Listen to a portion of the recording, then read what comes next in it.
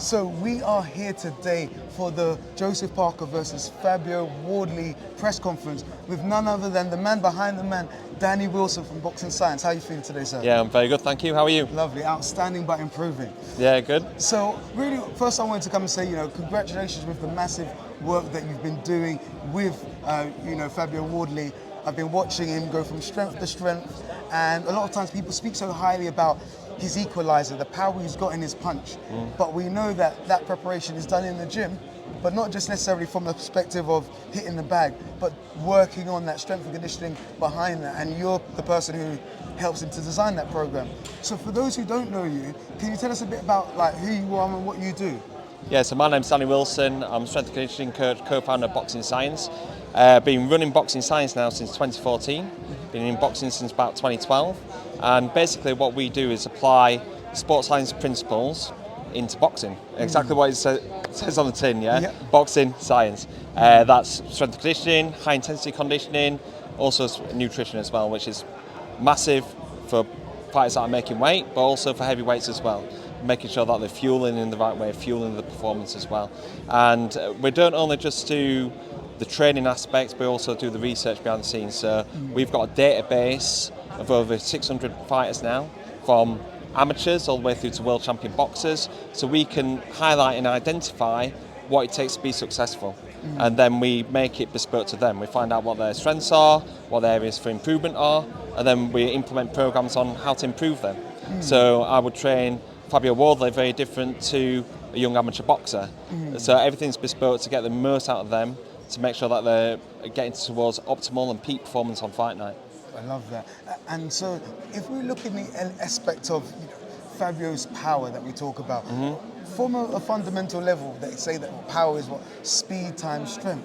But if we were to look in terms of the training to prepare for that, not necessarily specific to Fabio, or if we start looking at Fabio, but more from a broader perspective for the listeners behind watching this, what can they do if they want to improve on their power? Perhaps 2 or 3 exercises they can do at home if they don't necessarily have access to all the equipment, and are kind of beginning with their sort of body weight, and perhaps 2 or 3 exercises they can do if they've got access to all the gadgets in the gym. Yeah, I think it's not. I always get asked this question, whether what's the one exercise or a few exercises what you would do. It's more like the key training principles that you'd get, and we go for this when we're starting off boxers in the gym. We go through a 4-step approach, which is move better, get stronger, move faster, and then punch harder. So first step is move better, because we need mobility. Okay. Boxers are always in this stance, throwing thousands of punches. They end up being tight, they end up being imbalanced. If they end up being tight, what they need to do is trying to transfer that force through the kinetic chain. That's from the foot all the way through to the fist. If I'm tight in my hips or tight in my shoulders, I'm unable to transfer that force through the kinetic chain. So we need to be able to move better first. So doing your mobility, that's not just static stretches, making sure we're working on rotational mobility, shoulder mobility, hip mobility as well. So first, fundamentally, is to get people moving better. Then it's to get them stronger, because we know from our research that boxers aren't really that strong compared to other athletic populations. That's due to lack of facilities, lack of exposure to maximum strength training. So we then look to get them stronger first before we start working on the more fancy exercises that you'll see people like Fabio doing the med ball throws, the landmine punches, the jumps. We need to build that base first through movement and through strength. Then we start to transfer that into moving faster. So that's where we do our plyometrics, jumping exercises, and then we want to transfer that towards a punch. So punch harder. So that's where we do add on the med ball punches, the landmine punches. So that brings it all together. Moving better, getting stronger, being able to express that force fast, but also then able to transfer that in a punch-specific action. Amazing. I really love that. And then if we were to take it to the next stage, so from a physical perspective, and I love the way you broke it down, simple for people to follow. From the aspect of the mental game, so in my book, which I shared with you earlier, the 12 Boxing Principles of Success, Train like a Champion. The 12 principles I share there, which perhaps 2 or 3 do you feel is a key element for your success, but for those who are trying to punch harder, which 2 to 3 do you feel stand out in terms of being able to move better, get stronger, faster, and then punch harder? Well, first of all, like you can either add these two together: hard work and dedication, or discipline.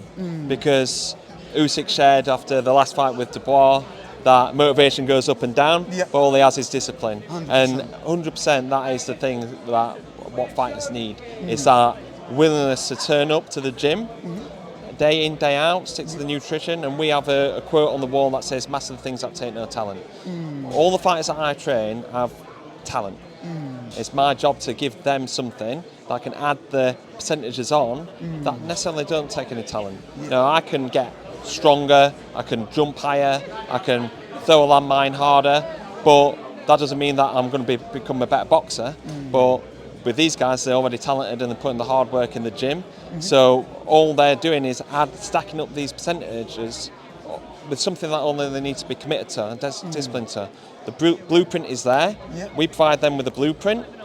They just need to follow it, and this is why Fabio's done so well. Because, like I said, we've done a lot of good work with Fabio. We've got him into a really good position, but there's a lot of other elements there.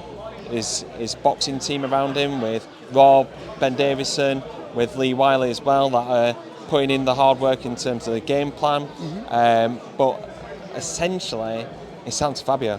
You can have all this team around him, but he's been committed, hard worked, and disciplined towards the program. And I think just having that confidence as well. Like you've seen him on the stage there. Like everyone, literally, probably 80% of people online are saying that he's going to lose. Look at his confidence. He's blocked up that wall. Nothing's getting in because he's confident in the work that he's done in the gym, the achievements that he's done in the ring as well. And people think that confidence is inherent, you're either born with it or you're not, but actually you can work on it with these things. Fabio has worked on it by being able to reflect on the journey, being able to tick the box on past achievements, and he keeps revisiting that. That's why he's so confident. Also, there's a natural part of him where he has that natural swagger, but definitely I think the hard work, dedication, discipline, but the confidence, and people listening to this might be thinking, well, I don't really feel that confident. There's things that you can do to work on that confidence. And hopefully you can share that in that book as well. Absolutely. No, thank you very much. Yeah, no, and so final 2 questions. One is, there's many coaches who kind of follow this journey, or even perhaps boxers who want to become coaches to be able to subsidize their careers. So for those who want to perhaps go to the school of Wilson Boxing Science, where can they find out more, or how could someone learn under you to essentially become a better coach for their own fighters as well? Yeah, definitely. I think education within boxing, combat sports, we were talking off camera, is you've got to kind of invest your own time and money to be able to do it. That's why at Boxing Science we do a range of different services and content, from really high ticket items like our mentorship, but then also we've got free content as well, because we understand that boxing is a working class sport. Not everybody can afford the courses, so we have our courses, the mentorships. We also have a lot of information on our YouTube channel, so if people watching this on YouTube, Boxing Science YouTube, got loads of information there where they can do anything from watching workouts of me working with athletes in the gym. I get messages from all over the world of people wanting to come in and shadow. I just go on the YouTube channel, watch that, and then if I really know any questions or anything. So definitely that's almost like a shadowing experience. And then you've got big breakdowns of not only our methods, but also the methods of training champions as well. So somebody that we've mentioned quite a lot on the press conference today, Alexander Usyk, there's about 3 or 4 videos of looking at his training methods online, and then I explain, look, this is probably what he's doing here, and this is why it could benefit you, but also here's probably a broken down version that you can start using in your gym as well. No, I love that. And so final thing, because what we do is we like to finish with... You've got me. There we go. I call it the grip strength grip test the strip of success. Reason being is that there's reported research to say there's correlation between grip strength and life expectancy. Oh, life expectancy. Absolutely. I thought you were going to say the punch as well. Absolutely. You've got to make a tight fist Yeah. there. But again, it's not just about winning in the ring, but winning in life. Yeah, so definitely. we find that, correlation, even just like, let's say, slip, trips and falls, to be able to hold yourself up. So all we do is nice and simple. You just give it a grab. Yeah. Give it a nice squeeze. Right, so Gives that's you a number. 56.1. 56.1 That's a very good grip strength. So again, How much do you weigh? 68 to 70 kg. You score a good score there. Thank you Good very to much. excellent. There we go. Right, like let's that. see whether I can beat that. Let's see what we got. Ready? 3, 2, 1. Squeeze. 1.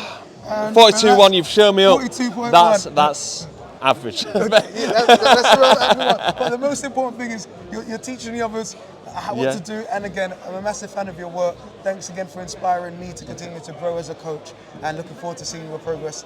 And Fabio in the ring this Saturday. Brilliant. Thank you very much for your time. Thank you. Cheers. Cheers.